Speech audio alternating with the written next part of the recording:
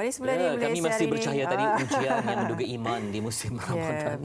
Apa-apa kita masih lagi bersama dengan Dr. Badrul. Dr. Badrul Hisham Abdul Samad, pakar perubatan kesihatan awam, sektor pengurusan wabak, bencana, krisis dan kecemasan, bahagian kawalan penyakit Kementerian Kesihatan Malaysia, dan kami sedekah untuk anda. Sedekah sebab anda boleh hubungi kami secara langsung di MHI ataupun di Facebook, tanya soalan kepada doktor yang bersedia untuk menjawab soalan yang ilmiah dan padu, ringkas dan tepat untuk kita kongsikan bersama pada pagi ini. Ini talian 0377261603. Baik doktor, kita kembali pada persoalannya. Kita nak tahu juga sekarang ni, adakah wujud lagi kluster baru yang kita rasa kalau kluster baru itu membimbangkan juga? Baik Fariha, kalau kita perhatikan memang ada wujud kes-kes baru daripada kebanyakannya daripada kluster yang sedia ada tapi dalam keadaan yang terkawal lah. Kenapa? Pertama kita lihat berapa kes yang baru kita kesan daripada PKPD yang sedia ada. Perintah Kawalan Pergerakan diperketatkan ya. Contohnya di mana? Contohnya di Selangor Mansion ya, ada lagi beberapa pertambahan kes baru.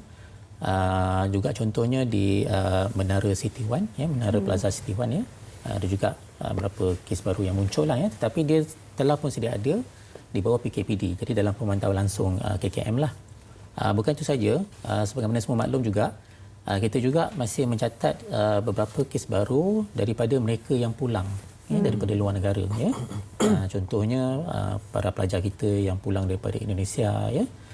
Tapi sama juga semua maklum, setiap mereka yang balik daripada luar negara memang kita akan terus tempatkan mereka di stesen-stesen kuarantin ya. Jadi kalau berlaku pengesanan kes yang baru, masih lagi dalam keadaan yang terkawal lah sebab dalam pemantauan di bawah kuarantin KKM. Baik. Baik, ada pemanggil pertama yang dapat tembusi talian MHI pagi ini. Hello, Assalamualaikum. Hello. Assalamualaikum. Hello, Assalamualaikum. Salam. Ya, baik. Okay. Silakan soalannya kepada doktor. Ya. Okey, nama saya Farhan, saya dari Sarawak. Setakat ni kita dengar kes kematian COVID-19 di Malaysia hanya melibatkan orang dewasa. Paling muda pun 20 lebih ke? 30 lebih ke? Yeah. Tapi kita tak dengar lagi setakat ni bayi atau kanak-kanak yang terlibat dengan kematian.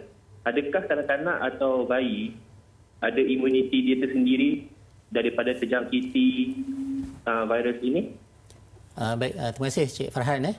Okey. Terima kasih. Baik, sebenarnya Cik Farhan maklum dan juga umum maklum, kebanyakan kes-kes kematian kita memang melibatkan mereka yang berumur lebih 50 tahun juga ramai juga yang berumur 60 dan 70-an lah. Dan rata-rata juga mereka ini juga mempunyai faktor-faktor risiko yang lain, iaitu penyakit-penyakit kronik ya, seperti penyakit jantung, darah tinggi dan kencing manis ya. Cik Farhan ada sebutkan tadi ada seorang yang muda memang saya ingat ada satu kematian berumur 27 tahun ya. Tapi dia juga ada penyakit kronik sebenarnya ya. Dia ada penyakit buah pinggang ya. Dan alhamdulillah kita tak ada kematian di kalangan bayi dan kanak-kanak ya, alhamdulillah ya. Begitu juga kalau kita lihat keseluruhan kes COVID-19 di Malaysia pun memang bukan saja di Malaysia, juga di serata dunia amat rendah di kalangan bayi dan kanak-kanak ya. Alhamdulillah ya. Selalunya bila penyakit berjangkit ya, wabak penyakit berjangkit kepada manusia, memang antara yang kita paling risau ialah dua golongan yang utama, iaitu golongan yang paling muda, bayi dan kanak-kanak, dan golongan yang umur lanjut ya. Tetapi untuk COVID-19 kita melihat semacam mereka di peringkat usia yang sangat muda ni seolah-olah macam dilindungi, protected ya, ataupun tidak berlaku perebakan yang banyaklah. Memang sebab kita bimbang mereka yang berumur muda ni, kanak-kanak dan bayi, sebab sistem imuniti badan mereka belum matang lagi ya. Tapi ada kemungkinan juga kita lihat sebab daripada awal lagi apabila berlaku COVID-19 ya, sekolah telah ditutup ya, tadika nursery telah ditutup, dan mereka memang tidak keluar rumah lah ya, berbanding dengan orang dewasa terutamanya lelaki ya, sebab mereka yang banyak keluar rumah ya, jadi mereka terdedah kepada jangkitan sebeginilah. So ini satu pengembangan yang baiklah dan kita pun tak nak anak-anak kita dijangkiti apatah lagi kematian ya. Setakat ini memang kita tak mencatatkan apa-apa kematian lah di kalangan kanak-kanak di Malaysia ya, alhamdulillah. Ya, baik. Ada lagi pemanggil yang kedua di talian. Hello. Cik Ismadi, Assalamualaikum. Waalaikumsalam. Ya, baik. Saya nak tanya satu question kepada doktor lah. Okey, silakan Cik Semadi. Ya. Yang sebenarnya kalau coronavirus ni, sekiranya kalau betul-betul dah tak ada ke special medicine untuk coronavirus? Itu sajalah doktor. Ada apa? Ada apa tadi soalan? Vaksin ya? Vaksin. Oh, vaksin. Okey, baik. betul. Terima kasih Encik Semadi. Cabaran pada masa kini ialah masih belum ada lagi vaksin yang dihasilkan untuk digunakan pakai oleh umum lah. Tetapi sebagaimana kita tahu, perkembangan semasa memang banyak negara-negara yang sedang bekerja lah untuk menghasilkan vaksin. Contoh seperti di United Kingdom telah pun memulakan ujian ke atas manusia.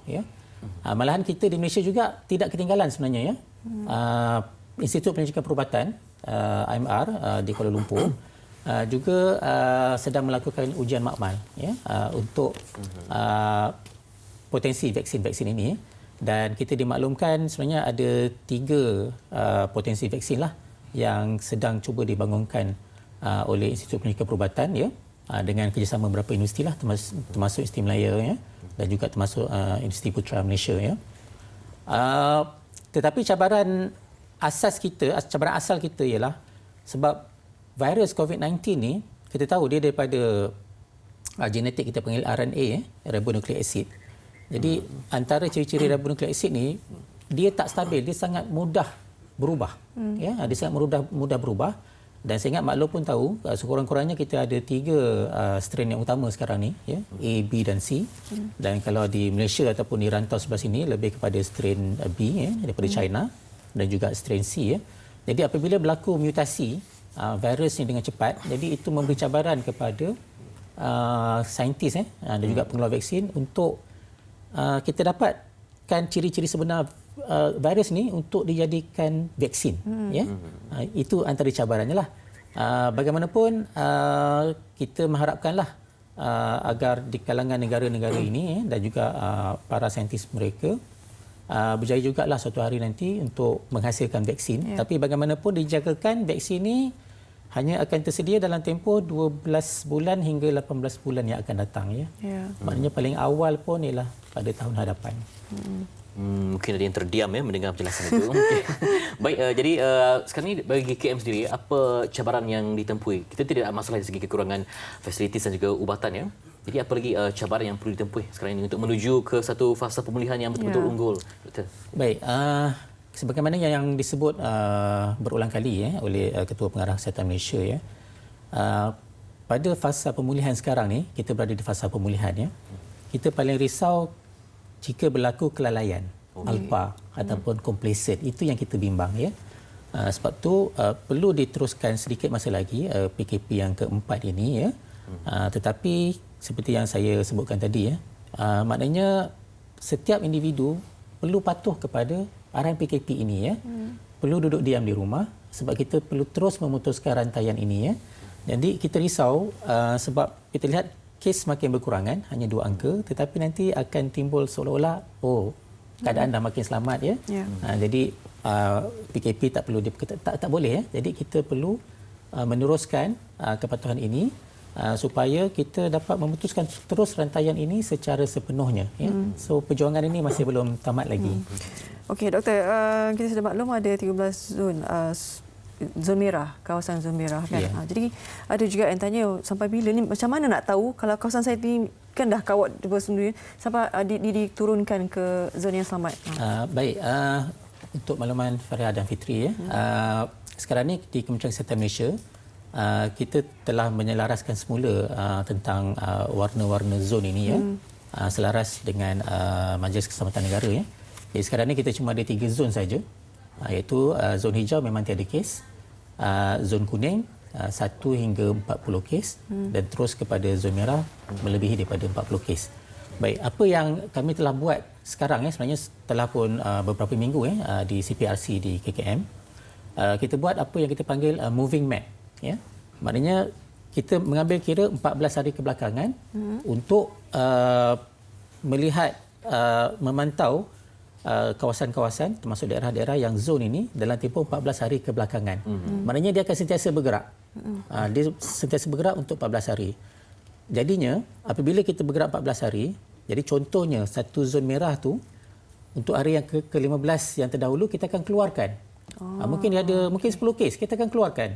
Jadi daripada dia 41 kes, dia akan turun jadi 31 kes, dia akan turun koding warnanya kepada warna kuning. Ya. Jadi kita menggunakan pergerakan ini, pergerakan setiap 14 hari. Jadi maknanya, mana-mana zon merah dan juga zon kuning, dia akan boleh cepat berubah asalkan dia tidak ada penambahan kes baru yang mendadak. Jadi itu juga sebenarnya akan bantulah. Mungkin ada yang bertanya, kita dah keluarkan 10 kes tadi, bukankah dia masih belum selesai lagi? Ada kemungkinan kes itu masih lagi dirawat, tetapi mereka telah pun kita asingkan, telah pun kita rawat di hospital. Ya? Jadi dia bukan berada di komuniti. Jadi kita menggerakkan setiap 14 hari ini, jadi kes-kes yang kita keluarkan itu sebenarnya telah pun diuruskan, telah pun dirawat ataupun diasingkan ataupun telah pun sembuh. Ya? Jadi dia agak selamatlah untuk kita teruskan pergerakan 14 hari ini. Kalau ada pertambahan kes baru pun, yang mana kita lihat sekarang ini tak banyak. Jadi sepatutnya dia tak banyak merubah warna zon ini kepada tahap yang lebih teruk, tetapi mungkin dia akan pada tahap yang sama ataupun kurang daripada sebelum itu.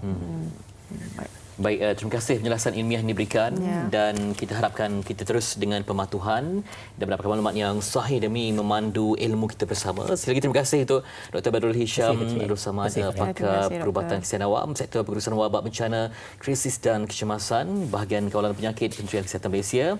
Semoga ada manfaat dapat kita kongsikan hari ini untuk informasi yang berkekalan di MHI. Yang penting kita kena jujur dengan diri sendiri untuk memastikan apa yang kita lakukan. Kadang-kadang orang kata tak ada orang rasa tak nampak, tak apa. Tapi yang penting di sini ada yang lebih mengetahuinya.